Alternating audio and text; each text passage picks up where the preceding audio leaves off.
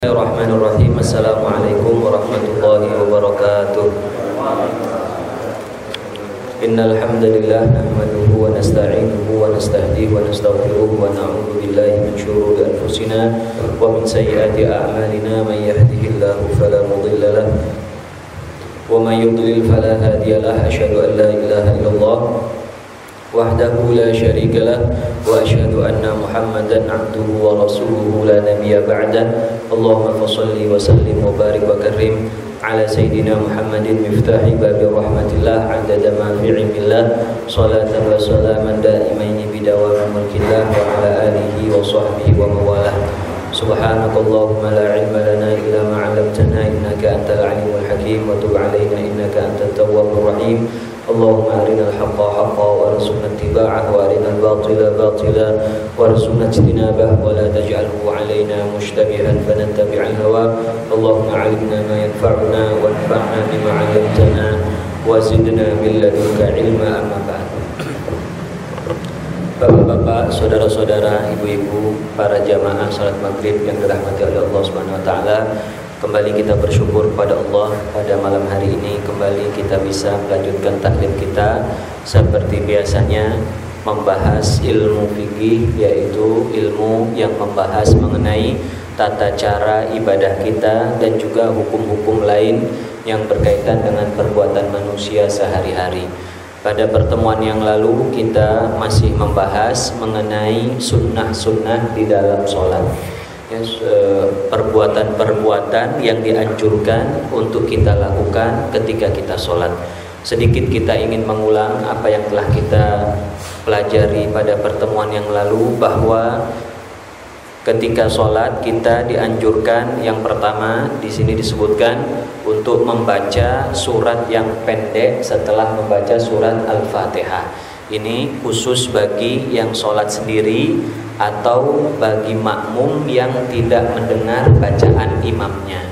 Misalnya makmum ini dalam sholat zuhur atau sholat asar yang memang tidak mendengar suara imam, atau memang posisi imam dalam sholat yang keras, hanya saja suaranya tidak sampai kepada makmum, maka kita dianjurkan untuk membaca surat pendek, ya, meskipun misalnya sholat maghrib tapi kita posisinya ada di belakang, maka kita tetap membaca surat pendek. Itu dianjurkan demikian. Khusus bagi imam dianjurkan untuk membaca beberapa surat, ya. Kalau untuk sholat maghrib itu dianjurkan membaca surat-surat yang pendek-pendek, yang dibatasi para ulama kurang lebih antara surat Wadduha sampai akhir daripada Al-Quran, ya. Itu surat yang pendek, dibaca masing-masing secara lengkap. Kemudian kalau untuk sholat isya dan sholat asar, bacaannya yang sedang-sedang, yaitu antara surat Al-Lail setelah surat Duha, Wadduha di atasnya Al-Lail, ya, terus ke atas ke awal Al-Quran sampai awal juz 30, yaitu surat Amma Yatasa'alun, ya, kurang lebih ada 3/4 juz lah kurang lebih, ya, atau kurang, ya, rata-rata surat di dalam bagian tersebut antara Amma Yatasa'alun sampai surat Ad-Duha itu kurang lebih kalau dipukul rata-rata sekitar 1 halaman atau setengah halaman lebih sedikit kurang lebih, ya. Kemudian untuk sholat subuh dan sholat zuhur ini dipanjangkan lagi, ya, dianjurkan kita membaca antara surat Al-Mursalat setelah surat Amma Yatasa'alun sampai surat Al-Hujurat, ada di juz 27, rata-rata kurang lebih 2 halaman surat-surat yang ada di tempat tersebut. Nah, itu anjuran saja, ya, dianjurkan kita untuk membaca surat-surat tersebut. Dan kita dianjurkan kalau membaca surat dibaca secara lengkap dari awal ayat sampai akhir, tidak kita putus di tengah-tengah, itu anjurannya, ya. Tapi kalau misalnya tidak bisa di tengah-tengah, silakan saja kita putuskan. Kemudian rahimakumullah, juga merupakan sunnah adalah hendaknya makmum diam dan mendengarkan bacaan imam di dalam sholat berjamaah. Makmum kalau imam sedang membaca, dia jangan ikut-ikut membaca bacaan imam. Kadang-kadang ada makmum yang sekaligus ngetes hafalannya, Jadi dia mengikuti bacaan pada imamnya. Nah, ini kurang tepat. Jadi dia tetap diam. Dia tetap diam mendengarkan apa yang dibaca oleh imam. Ya, kecuali dalam satu keadaan, yaitu membaca surat Al-Fatihah. Di dalam mazhab Imam Syafi'i itu wajib bagi makmum untuk membaca surat Al-Fatihah, sehingga ketika sang imam membaca surat pendek, maka makmum tetap membaca surat Al-Fatihah. Ya, jadi ketika imam membaca surat pendek, maka makmumnya membaca surat Al-Fatihah, tidak mendengarkan perkataan atau bacaan dari imam. Kemudian berikutnya adalah membaca surat Al-Fatihah bagi makmum setelah imam selesai membaca surat Al-Fatihah.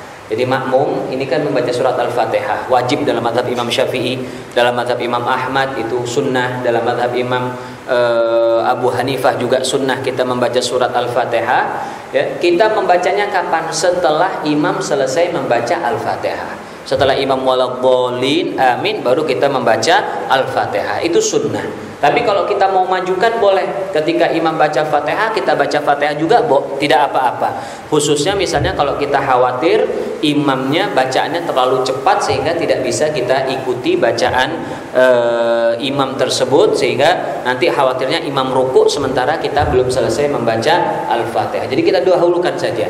Kita dahulukan bacaannya, tidak harus menunggu imam selesai membaca surat Al-Fatihah. Kemudian berikutnya yang ke-15 di sini disebutkan sunnah yang ke-15 adalah memanjangkan bacaan pada rakaat pertama dibandingkan rakaat kedua. Jadi rakaat pertama bacaannya lebih panjang daripada rakaat yang kedua. Misalnya rakaat pertama kita baca surat Wattini Wazaitun, ya kurang lebih itu 4 baris kurang lebih. Nanti kita pada rakaat yang keduanya ambil surat yang lebih pendek, ya. Misalnya apa? Misalnya Alhaakumut Takatsur, ya, atau kita baca Li'ila fi Quraisyin dan lain sebagainya, itu lebih pendek. Tidak apa-apa, yang seperti itu dianjurkan. Ya, dianjurkan seperti itu. Tapi kalau tidak bisa ya tidak apa-apa, tentu saja ini adalah anjuran.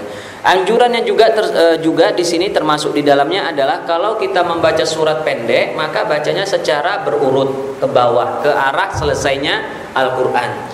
Jadi kalau kita sekarang baca misalnya Alhaakumut Takatsur rakaat pertama, rakaat keduanya wal asri, atau seterusnya yang ke bawah. Jangan dibalik, yang pertama wal asri kemudian kita naik ke atas. Nah, itu kurang tepat, ya, tidak sesuai dengan sunnah bacaan yang dilakukan oleh Rasulullah Shallallahu Alaihi Wasallam. Kemudian yang terakhir di sini yang telah kita pelajari kemarin, yaitu membaca takbir perpindahan atau takbir intiqalat, berpindah dari satu gerakan kepada gerakan yang lain, kita pisahkan dengan takbir yang biasa kita sebutkan Allahu Akbar. Setiap kita berpindah Allahu Akbar, terus semuanya Allahu Akbar, kecuali ketika dari ruku' menuju i'tidal berdiri, kita bacaannya Sami Allahu liman hamidah. Takbir-takbir tersebut hukumnya adalah sunnah. Kalau kita kerjakan dapat pahala. Kalau kita tidak baca sama sekali, maka tidak apa-apa. Ya, tidak apa-apa. Jadi kalau kita baca maka kita dapat sunnah. Ini pendapat ya mayoritas ulama. Ada sebagian ulama yang mengatakan hukumnya adalah wajib. Ada dalam mazhab Imam Ahmad bin Hanbal mengatakan takbir-takbir itu wajib. Kalau dia lupa maka dia harus sujud sahwi. Ya, harus sujud sahwi. Tapi dalam mazhab mayoritas ulama bahwa takbir-takbir perpindahan itu hukumnya adalah sunnah, ya, terhukumnya adalah sunnah. Kemudian ke-17 ya, setelahnya adalah membaca Sami Allahu liman hamidah. Ini juga hukumnya sama, sunnah, ya, Sami Allahu liman hamidah. Sami Allahu liman hamidah ini yang membacanya adalah imam, ya, makmum dan orang yang sholat sendiri. Jadi semuanya baca Sami Allahu liman hamidah. Ya, dari ruku menuju berdiri Sami Allahu liman hamidah, ya. Kemudian kita baca doa Rabbana walakal hamdu, ya, nanti ada di sini ada bacaannya. Nah, memang ada sedikit perbedaan. Ada sebagian ulama yang mengatakan bahwa Sami Allahu liman hamidah itu hanya dibaca oleh imam, sementara makmum hanya membaca Rabbana walakal hamdu atau bacaan seterusnya. Ya, ini ada perbedaan sedikit. Dalam mazhab Imam Syafi'i dikatakan bahwa baik makmum maupun orang yang sholat sendiri ataupun imam semuanya membaca Sami Allahu liman hamidah. ya, sami Allahu liman hamidah. Karena dalam sebuah riwayat disebutkan dalam riwayat Imam Bukhari dalam hadis disebutkan bahwa Rasulullah Shallallahu alaihi wasallam mengucapkan sami Allahu liman hamidah dan beliau memerintahkan membaca sami Allahu liman hamidah, kemudian beliau membaca doa, artinya digabungkan sami Allahu liman hamidah Rabbana walakal hamdu, itu digabungkan, ada riwayatnya. Ulama yang mengatakan tidak digabung juga ada dalilnya. Jadi sama-sama punya dalil. Dalilnya apa? Dalilnya mengatakan Rasulullah pernah bersabda, "Idza qala al-imamu sami Allahu liman hamidah faqulu rabbana walakal hamdu." Jika imam mengatakan sami Allahu liman hamidah, maka kalian katakanlah sami Allahu liman hamidah. Jadi dipisah di sini antara imam dengan makmum. Tapi sekali lagi ini adalah perbedaan pendapat para ulama, ya. Sama-sama punya dalilnya, sama-sama punya dasarnya, ya. Kita silahkan memilih mana saja, silahkan, ya, tidak apa-apa. Di dalam mazhab Imam Syafi'i sekali lagi, kalau bagi makmum, bagi imam maupun bagi yang sholat sendiri sama-sama membaca sami Allahu liman hamidah, kemudian baru dilanjutkan dengan bacaan doa i'tidal Rabbana lakal hamdu. Nanti akan kita jelaskan bacaannya setelah sunnah-sunnah yang akan kita baca berikut ini. Kemudian yang ke-18, ini yang belum kita pelajari dan ini sangat penting, yaitu berkaitan dengan posisi ruku. Kita ruku, ya. Bagaimana yang disunahkan di dalam ruku itu? Nah, ini banyak sekali sunnah-sunnahnya, gerakan-gerakannya harus kita perhatikan dengan baik. Saya akan bacakan satu-satu di sini, ya, sunnahnya sangat banyak. Yang pertama di sini disebutkan yusannu fir ruku'i, disunnahkan di dalam melaksanakan ruku maddu dhahri wal unuki, meluruskan punggung dengan leher. Jadi leher dan punggung kita harus kita bungkukkan secara rata. Dalam sebuah hadis dikatakan Rasulullah SAW kalau sudah membungkuk begini ruku, kalau diletakkan air di atasnya maka airnya tidak bergerak. Ya, artinya apa? Wadahnya tersebut tidak tumpah. Artinya begitu lurusnya, rata. Ya, jadi jangan seperti yang dilakukan oleh sebagian kaum muslimin, dia terlalu nunduk. Nah, itu tidak tepat. Ya, kadang-kadang ada yang nunduk sampai kepalanya itu ke arah sedikit ke lantai atau mendongak ke atas begini, itu juga tidak tepat. Dalam hadis Aisyah radhiyallahu anhu dikatakan bahwa Rasulullah sallallahu alaihi wasallam kalau ruku, ya, lam yusawwibhu wa lam yushakhishu, tidak beliau itu mendongak, tidak perlu juga meluncur ke bawah, jadi rata begini. Jadi antara belakang kepala, tempat kita meletakkan kepala ketika tidur ini, belakang, leher, punggung, semuanya rata sesuai dengan bentuk tulang kita tentu saja. Kadang-kadang ada orang yang tulangnya bengkok, ya bengkok. Hal itu sudah alami, jadi tidak dipaksakan. Jadi dia diluruskan sesuai dengan selurus mungkin. Ini yang pertama. Jadi punggung harus lurus, ya, punggung harus lurus, tidak nunduk, tidak pula mendongak ke atas. Jadi harus nunduk. Yang diantara mendongak itu adalah diantaranya ada orang yang punggungnya lurus, lehernya lurus, tapi kepalanya agak ditarik ke atas begini. Ada kepalanya ditarik ke atas. Dia tidak mendongak begini, tidak. Tapi dia sebenarnya lurus, tapi pas di kepala dia agak naik dikit. Nah, itu juga tidak tepat. Jadi semuanya rata. Punggung, leher, kepala bagian belakang semuanya rata. Ya, semuanya adalah rata begitu. Jadi sunnahnya semua bagian tersebut adalah sejajar, ya, sejajar, tidak ada tinggi sebelah. Kemudian wanasbu saqaihi wa fakhidaihi, lalu kedua kaki dan kedua pahanya itu diluruskan, ya. Jadi kita paha, kemudian lutut, kemudian betis, ya. Ini semuanya lurus sejajar, lurus begini, tidak ada yang ditekuk. Biasanya kalau ada yang menekuk pas di lututnya. Dan kadang-kadang kalau orang tua atau kita kecapean, kadang-kadang kita nahan badan itu pakai lututnya agak kita tekuk sedikit. Nah, itu kalau kita tidak ada alasan sama sekali, maka dianjurkan untuk diluruskan semua. Ya, pahanya, lututnya dengan betisnya itu lurus. Jadi kita tekan ke belakang ini sampai tidak bisa lagi kita tarik ke depan. Jadi semuanya lurus. Jadi kita tekan ini lutut supaya berdiri secara sejajar, ya, secara sejajar, tidak kita tekuk sama sekali. Wa tafriqu bainahuma biqadri shibrin. Lalu memisahkan kaki kanan dan kaki kiri, ya, kaki kanan dan kaki kiri kurang lebih 1 jengkal. Kurang lebih 1 jengkal. Ini sebenarnya posisi bukan hanya dalam ruku, tapi posisi juga dalam semua sholat. Kalau kita sholat, posisinya ambil posisi yang tidak terlalu lebar tangan kakinya. Jangan dilebarkan. Ya, jangan dilebarkan. Kalau dalam mazhab Imam Syafi'i ini disebutkan di sini dijarakkan kurang lebih 1 jengkal. Kalau dalam mazhab Imam Abu Hanifah disebutkan kurang lebih 4 jari. Bagi laki-laki ini 4 jari antara kaki kanan dengan kaki kiri. Dalam mazhab yang lain disebutkan, tidak disebutkan secara spesifik jaraknya, tapi disebutkan berdiri seperti layaknya orang berdiri biasa, tidak berlebih-lebihan, ya. Jadi tidak benar kalau misalnya dia berdiri itu seperti yang kadang-kadang kita lihat, ada seorang sholat sendirian tapi kakinya dilebarkan. Itu tidak tepat. Tidak tepat, karena itu bukan berdiri yang normal. Itu bukan berdiri yang normal begitu. Kalau kita kembalikan ke dalam rujukan para ulama disebutkan berdirinya normal. Makanya kalau dalam mazhab Imam Syafi'i dibatasi kurang lebih 1 jengkal. 1 jengkal ini normal kurang lebih. Imam Abu Hanifah 4 jari. Ya, Imam Abu Hanifah 4 jari. Ya, ini bagi laki-laki. Kalau perempuan dia dikatupkan. Ya, kalau perempuan dalam mazhab Imam Abu Hanifah dia dirapatkan demikian. Ya, jadi jangan terlalu lebarkan. Bukan dilebarkan keterlaluan seperti itu. Ya, kemudian berikutnya wa akhdhu rukbatayhi biyadayhi. Lalu dia mengambil kedua lututnya dengan kedua telapak tangannya. Mengambil maksudnya memegang.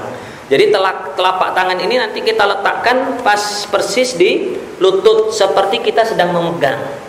Jadi ini kan lurus, nanti tangan kita pegang begini. Telapaknya persis ada di lutut. Nah, kurang lebih kita pegang. Nah, karena posisi memegang, maka nanti otomatis jarinya ini tidak rapat begini. Tidak rapat, maka agak direnggangkan sedikit. Agak direnggangkan sedikit. Nanti akan disebutkan di sini. Wa akhdhu rukbatayhi biyadayhi, mengambil lututnya dengan kedua telapaknya, diambil begini. Ya. Nah, posisinya tangan ini jangan di paha. Bukan di atas lutut begini. Ya. Bukan pula di bawah lutut, di posisi betis, bukan. Ini kadang-kadang ada orang yang letaknya di betis, pegang betisnya. Itu tidak benar. Ya, meskipun rukuknya sah tentu saja, hanya saja tidak sesuai dengan sunnah. Jadi betisnya ini jangan dipegang, yang dipegang itu adalah lututnya. Begitu juga jangan ada kadang-kadang orang meletakkannya di paha begini dia, sambil ditahan pahanya. Bukan, tapi kita meletakkannya adalah di lutut kita. Jadi kita pegang begini lututnya, ya, kita lutut. Wa kashfuhuma, dan kedua tangan itu kita jangan kita genggam, ya, kita buka. Maksudnya jangan digenggam, jangan kita dalam posisi menggenggam begini. Kita meletakkan di lutut benar, tetapi dalam posisi terbuka, karena kita posisinya memegang tadi, ya. Wa tafriqul asabi'i tafriqan wasatan. Ini yang saya katakan tadi, dan jari-jari itu direnggangkan sedikit. Renggangkan sedikit. Jangan lebar-lebar begini. Ya, jangan seperti kita megang yang sesuatu yang besar, tapi biasa saja. Kita dibuka sedikit, ya. Dan posisinya, nah disini disebutkan wa taujihuha lil qiblah, dan dihadapkan ke arah kiblat. Jadi jari-jari ini arahnya ke bawah. Arahnya ke bawah kaki, bukan ke kanan, bukan ke kiri, ya, tetapi ke arah kiblat, ke arah ke bawah, ini ke arah depan, ke arah kiblat, ya. Jadi kalau kita pegang kurang lebih begini. Nah, begini kurang lebih tangannya ke bawah, jangan ke kanan, bukan pula ke kiri. Jadi kita pegang. Kemudian wa fathu basarihi, dan membuka matanya. Ini memang dari awal sampai akhir kita sholat tidak dianjurkan untuk menutup mata. Ya, bahkan pada posisi ruku, bahkan dalam posisi sujud. Dalam posisi sujud kita juga tetap dianjurkan untuk membuka mata dan membuka penglihatannya dan diarahkan. Nah, kalau dibuka kita arahkan kemana? Kita arahkannya, ya, ini ada perbedaan pandangan para ulama. Yang pertama tetap diarahkan ke tempat kita sujud. Tempat kita sujud. Jadi kalau misalnya kita ruku, ya, lalu mata kita letakkan di pada posisi sujud, ini mata agak sedikit berat kita, karena mau tidak mau kita istilahnya agak kita buka lebar, karena tempat sujud itu agak ke depan. Sementara posisi mata kita secara otomatis melihatnya ke bawah persis ke bawah lantai, atau dia ke arah kaki. Itu yang paling nyaman begitu. Kita melihatnya ke arah ujung kaki. Tapi kalau kita dianjurkan untuk melihat ke arah tempat sujud. Jadi mata ini agak kita buka agak berat ke depan, ya. Kita melihatnya ke arah depan. Ini pendapat pertama, melihatnya ke arah tempat sujud. Yang kedua, melihatnya ke arah ujung kaki. Jadi kalau ujung kaki ini lebih enak lagi. Jadi kita tinggal nunduk saja, langsung kelihatan ujung kaki kita.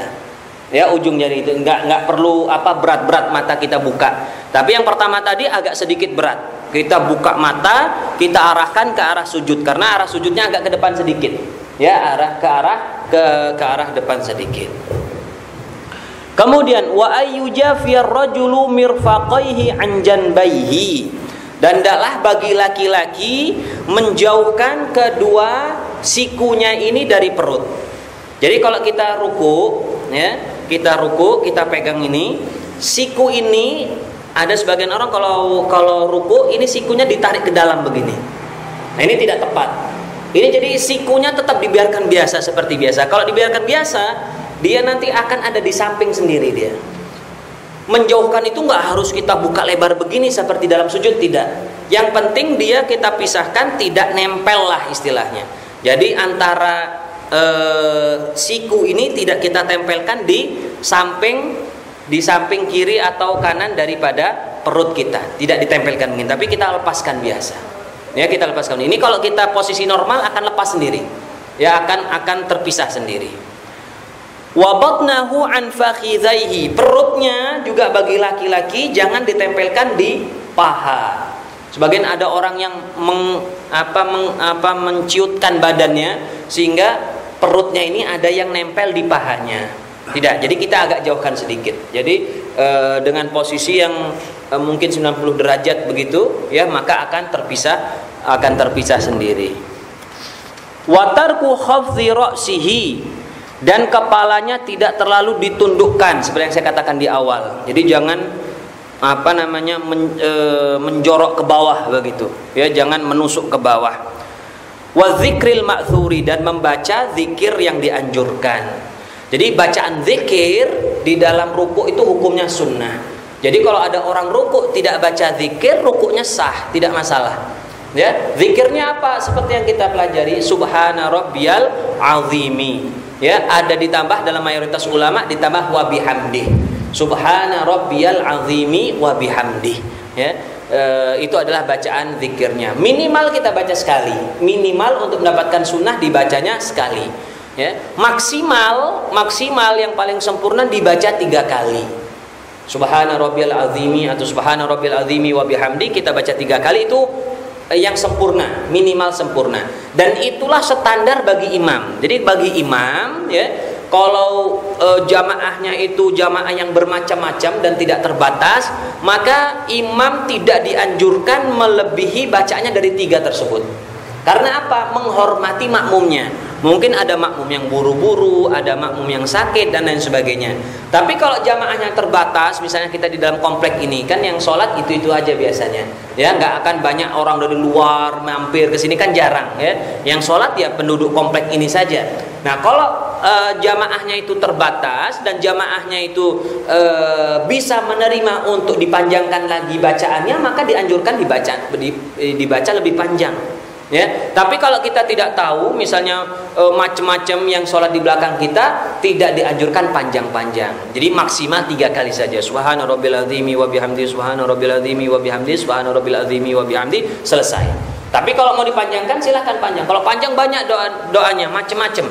Dari Rasulullah sallallahu alaihi wasallam ada bacaan kemarin, ada salah satu jamaah kita ya menyebutkan subhanakallahumma wa bihamdika asyhadu an la ilaha illa anta astaghfiruka wa atubu ilaik. Ya, itu ada seperti itu. Ada bacaan lagi subuhun qudusun rabbuna wa rabbul malaikati war ruh. Ada bacaan juga seperti itu. Macam-macam. Ya, di sini juga ada bacaan yang lain yang disebutkan dalam riwayat yang lain, Allahumma laka raka'tu wa bika amantu wa laka aslamtu khasha'a sam'i wa basari wa mukhi wa 'azmi wa 'asabi wa mastaqallat bihi qadamayya lillahi rabbil alamin. Itu ada juga bacaannya. Jadi bacaannya banyak ya untuk dalam bacaan ruku ini. Nah, jadi sekali lagi rahimakumullah, ini saya baca lagi untuk sunnah di dalam ruku. Dianjurkan di dalam ruku pertama adalah meratakan antara punggung, leher dan kepala bagian belakang. Kemudian meluruskan antara betis dengan kedua pahanya. Ya, jangan ditekuk pada bagian lutut. Kemudian memisahkan atau menjarangkan antara kedua kaki kurang lebih 1 jengkal. Ya, tidak dirapatkan. Wa akhdhu rukbatayhi, lalu dia memegang kedua lututnya dengan kedua telapak tangan dalam keadaan terbuka. Telapak tangannya dibuat terbuka dan jari-jarinya dibuka sedikit, lalu diarahkan ke arah kiblat. Membuka kedua matanya dan diarahkan ke tempat sujud atau ke ujung kaki, ke ujung jari kaki. Bagi laki-laki hendaklah sikunya ini menjauhi dari perutnya. Kalau perempuan justru dirapatkan, ya. Kalau perempuan justru tertutup. Kalau laki-laki dibuka, ya dibuka. Tapi tidak perlu seperti yang saya katakan tadi, jangan dibuka seperti kita sujud ya. Biasa saja. Yang penting siku ini tidak menempel di perut. Kemudian menjauhkan perutnya dari pahanya, ya. Dan yang terakhir adalah membaca zikir, ya, membaca zikir yang dianjurkan, yaitu subhana rabbiyal azimi wa bihamdihi sebanyak minimal sekali, ya, dan yang terbaik yang terbaik adalah 3 kali. Ya, maksimalnya tidak terbatas. Kalau sholat sendiri dan lain sebagainya tidak terbatas. Bagi imam adalah 3 kali kurang lebih. Nah, itulah rahimakumullah, ini sunnah berkaitan dengan ruku. Berikutnya adalah sunnah yang berkaitan dengan i'tidal. Ya, setelah kita ruku sudah selesai semuanya, kita i'tidal. I'tidal adalah meluruskan badan. I'tidal artinya meluruskan badan. Kita membaca sami Allahu liman hamidah seperti yang tadi disebutkan, sami Allahu liman hamidah, baik imam, makmum maupun orang yang sholat sendiri sama-sama sami Allahu liman hamidah sudah berdiri. Apa saja yang disunahkan setelah berdiri? Nah, di sini disebutkan. Yang ke-19, yusannu fil i'tidal, dianjurkan dalam i'tidal irsalu yadaihi fihi. Kedua tangannya ini dibiarkan ke bawah. Jadi sami Allahu liman hamidah, tangannya dibiarkan ke bawah lagi, ke samping lagi. Ya, ke samping lagi. Nah, kita memang pernah kadang-kadang kita melihat ada sebagian kaum muslimin ketika dia membaca sami Allahu liman hamidah, kemudian kedua tangannya kembali pada posisi seperti awal, ya, ketika membaca Al-Fatihah, ya, dia bersedekap begini. Nah, pendapat ini rahimakumullah, sebatas yang saya tahu, kalau kita referensikan kepada pendapat 4 mazhab, tidak ada 4 mazhab yang menyatakan demikian. Nah, jadi seluruh mazhab, 4 mazhab, ya, yang saya katakan di sini 4 mazhab yang muktabar atau yang diakui, ya, 4 mazhab menyatakan seluruh tangannya itu ke bawah, ya. Tetapi kita tidak menyalahkan orang yang demikian, karena memang hadisnya itu dinyatakan begini. Dan Rasulullah SAW i'tidal, ya, sehingga seluruh badannya kembali ke posisi semula. Nah, badan ke posisi semula itulah yang menjadi perbedaan penafsiran. Yang namanya posisi semula itu apakah bersedekap, ataukah posisi semula adalah tangan ada di samping. Itu penafsirannya, di situ terjadi perbedaan. Mayoritas ulama semua mengatakan bahwa dalam posisi semula itu adalah kedua tangan di samping. Jadi sami Allahu liman hamidah semuanya kembali ke samping, tidak ke bersedekap lagi. Nah, ada memang ulama di zaman ini, ada ulama lah di zaman ini yang menafsirkan bahwa tangan itu kembali ke bersedekap lagi. Tapi saya kira pendapat ini tidak kuat. Karena apa? Ini penafsiran pribadi. penafsiran pribadi seorang ulama, ya kita hormati saja penafsirannya. Kalau ada yang mengikuti beliau silahkan. Tetapi kalau kita rujuk pada kembali pendapat-pendapat mayoritas ulama, khususnya 4 mazhab, semuanya meletakkan di samping kembali, ya gitu. Makanya di sini disebutkan irsalu yadaihi fihi, ya, kedua tangannya dibiarkan berada di samping badannya. Kemudian membaca doa, ya, membaca doa di dalam iktidal, ya. Jadi sunnahnya cuma letakkan begini, tidak ada perbuatan yang lain. Kita letakkan begini, ya. Kemudian dianjurkan untuk membaca doa dalam iktidal, yaitu apa? Rabbana lakal hamdu mil as-samawati wa mil al-ardi wa mil ama bainahuma wa mil ama syi'ta min syai'in ba'du. Kalau ada yang membaca cuma sampai Rabbana walakal hamdu atau Rabbana lakal hamdu, sampai situ saja tidak apa-apa, sudah cukup. Dia sudah mendapatkan pahala atau sunnah dalam membaca doa dalam iktidal. Kalau mau dilanjutkan seperti tadi, mil as-samawati wa mil al-ardi sampai akhir. Ya, apakah mil'a atau mil'u sama-sama betul? Mau dibaca mil'a betul, mau dibaca mil'u juga betul. Secara i'rab itu maksudnya adalah secara tata bahasa Arab itu baik dibaca mil'a atau dibaca mil'u sama-sama benar. Sama-sama benar. Jadi tidak perlu dipermasalahkan, ada yang baca mil'a, ada yang baca mil'u, maka secara kebahasaan tata bahasa adalah benar. Jadi Rabbana walakal hamdu atau Rabbana lakal hamdu, tidak ada wanya, ya. Rabbana lakal hamdu atau walakal hamdu mil as-samawati wa mil al-ardi wa mil ama bainahuma wa mil ama syi'ta min syai'in ba'du. Itu umumnya sampai situ. Ada juga kalau mau ditambahkan, ada juga ada bacaan yang lebih panjang lagi, dan ini hadis yang sahih juga disebutkan dalam sebuah riwayat yang lain bahwa Rasulullah SAW setelah membaca itu mil ama syi'ta min syai'in ba'du, kemudian beliau menambahkan ahlas tsana'i wal majdi ahaqqu ma yaquluhul abdu wa nahnu kulluna abd, terus sampai terakhir Allahumma la mani'a lima a'taita wa la mu'tiya lima mana'ta wa la radda lima qadaita wa la yanfa'u dzal jaddi minkal jadd, sampai situ selesai. Nah, itu bacaannya, ya, di dalam kita melaksanakan iktidal. Jadi intinya adalah kita baca Sami Allahu liman hamidah, tangan kita di samping, kemudian kita baca Rabbana lakal hamdu, kemudian mil as-samawati sampai akhir dari bacaan tersebut. Nah, kemudian rahimakumullah, di sini disebutkan berikutnya adalah untuk sholat subuh, ya, di dalam iktidal. Memang ini kaitannya pendapat sebagian ulama. Nah, di sini disebutkan dan dianjurkan untuk membaca kunut di dalam sholat subuh. Ini dalam mazhab Imam Syafi'i. Sebenarnya rahimakumullah, ya, seperti yang kita ketahui ada perbedaan pendapat apakah dalam sholat subuh itu pakai kunut atau tidak, ya. Dan perbedaan ini perbedaan yang sudah sangat lama. Kalau kita kembalikan kepada ulama-ulama yang berpendapat tentang kunut di dalam sholat subuh, ya, dalam sholat subuh, ya, kalau kita hitung secara persennya lebih banyak yang kunut di dalam sholat subuh. Yang tidak melaksanakan sholat subuh, ya, tidak melaksanakan kunut itu yang paling terkenal ada 2 orang ulama. Yang pertama mazhab Imam Ahmad bin Hambal atau Hambali. Yang kedua mazhab Imam Abu Hanifah atau Hanafi. Ini tidak pakai kunut memang dalam subuh, ya, tidak pakai kunut di dalam subuh. Jadi setelah iktidal langsung beliau sujud.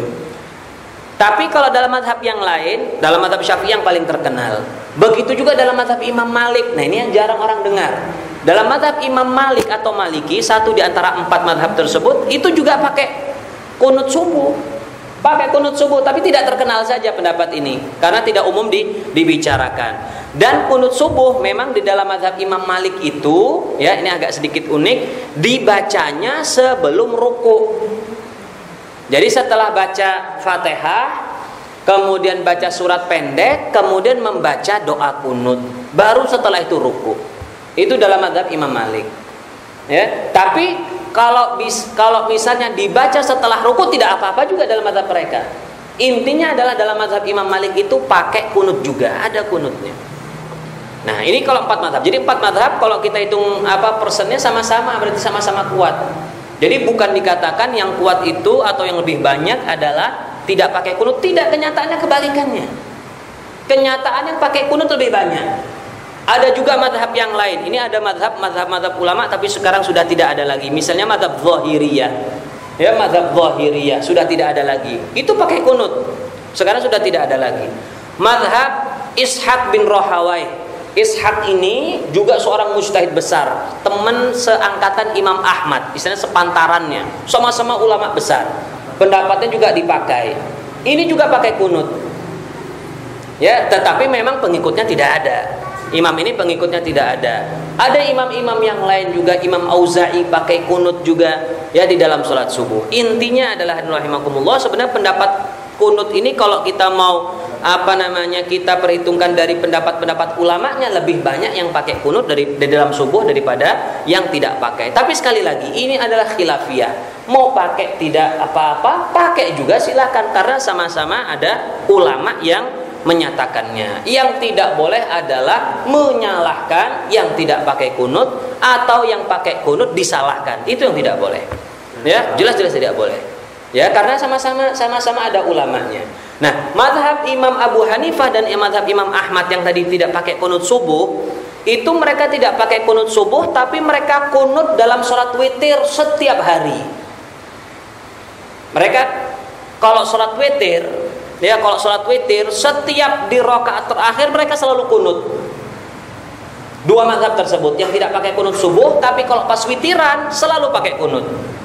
Kalau dalam mazhab Imam Syafi'i, kunut dalam witir itu kan hanya ketika Ramadan saja. Ya, ketika Ramadan saja yang akhir. Tapi kalau dalam mazhab Imam Ahmad dan mazhab Imam Abu Hanifah pakai kunut juga. Hanya saja kunutnya diletakkan waktu witir.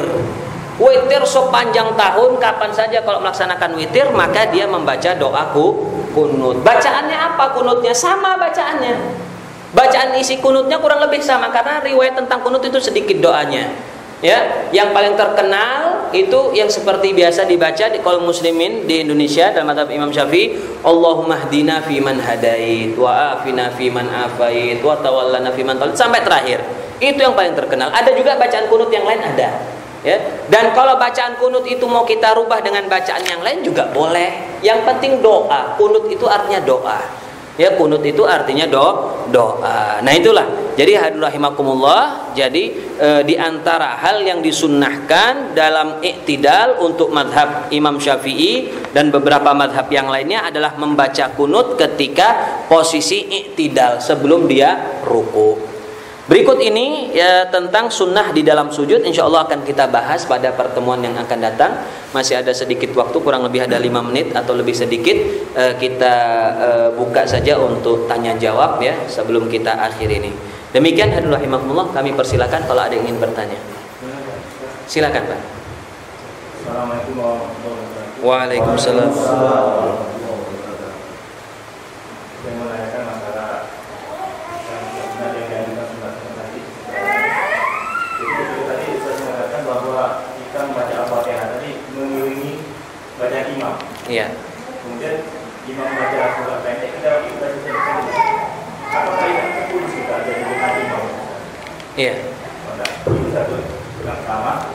Yang kedua, jadi ketika kita sholat itu kita bersih. Apa kita tetap membaca alhamdulillah misalnya? Apakah itu tidak membatalkan sholat? Bacaan lain selain ini, bacaan sholat. Nah, kemudian ada lagi yang kita lihat itu larangan bisa makmum itu mendahului imam kadang-kadang. Misalnya gerakannya imam saya kan imam kadang-kadang kan didahulukannya melambatkan bacaan, dia juga bahwa Allahu Akbar. Tapi kadang-kadang kan dia lihat di depan, dia sudah juga kadang-kadang lebih dahulu ya yang ini. Makmumnya yang mendahului imam. Iya. Waalaikumsalam. Jadi yang saya maksud tadi bahwa seorang makmum boleh membaca Al-Fatihah ketika imam membaca Fatihah itu dalam arti sah dan tidak sah, maka hukumnya sah.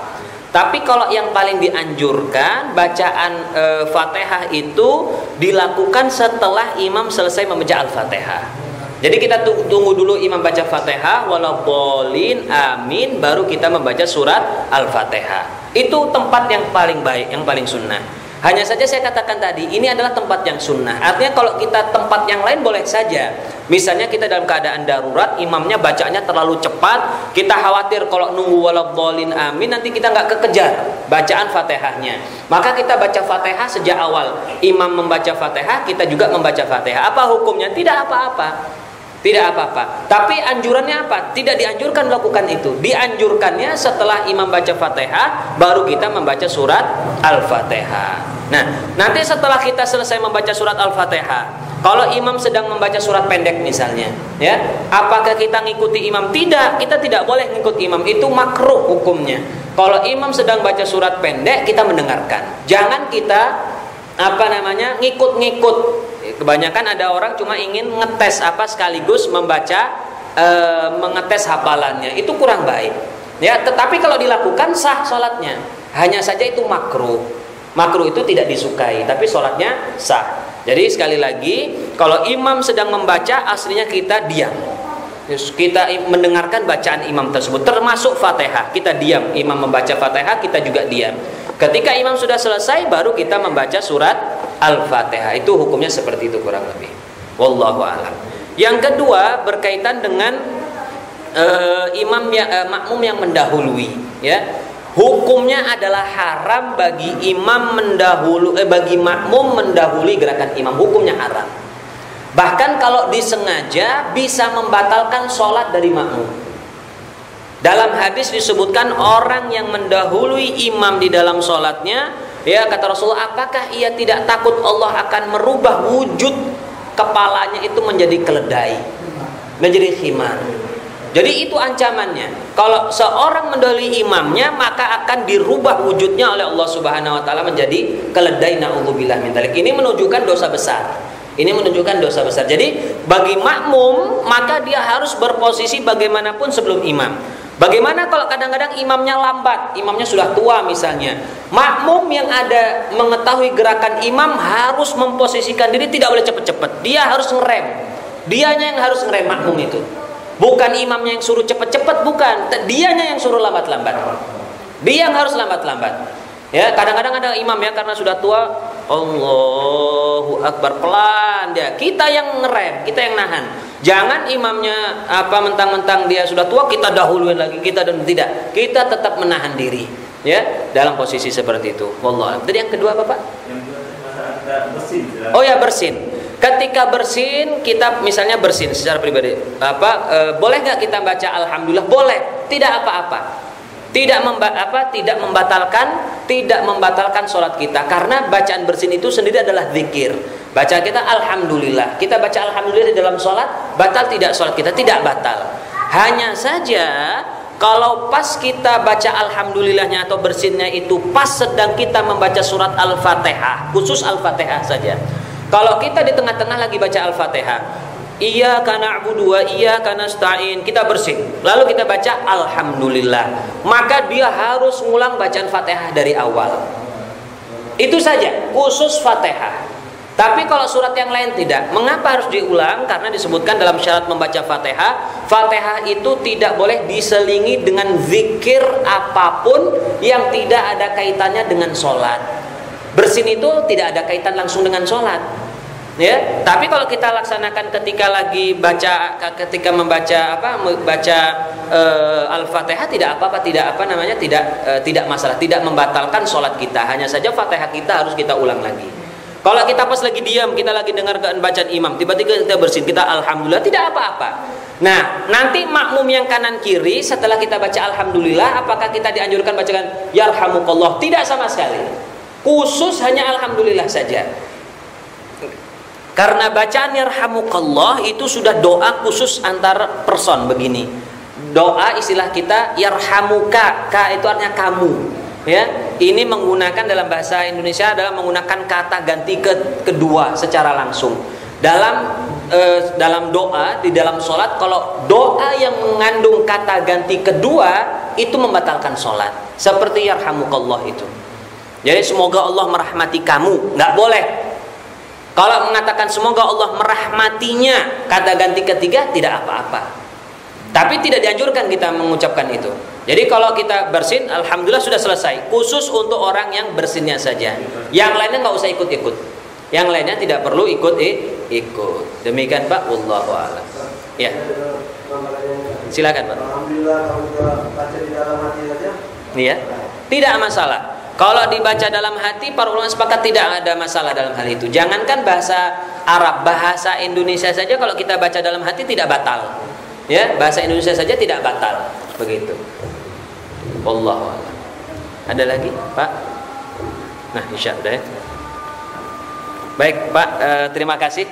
Mungkin ini saja ya, karena saya mungkin pindah ke masjid yang lain ya untuk ngisi di sana insya Allah. Baik, terima kasih Bapak-bapak, semoga yang telah kita dengar ini bisa bermanfaat bagi kita semua. Aku qouli hadza wa sallallahu li wa lakum wa sallallahu ala sayyidina Muhammadin nabiyil ummi wa ala alihi washabihi ajmain. Walhamdulillahirabbil alamin. Wassalamualaikum warahmatullahi wabarakatuh.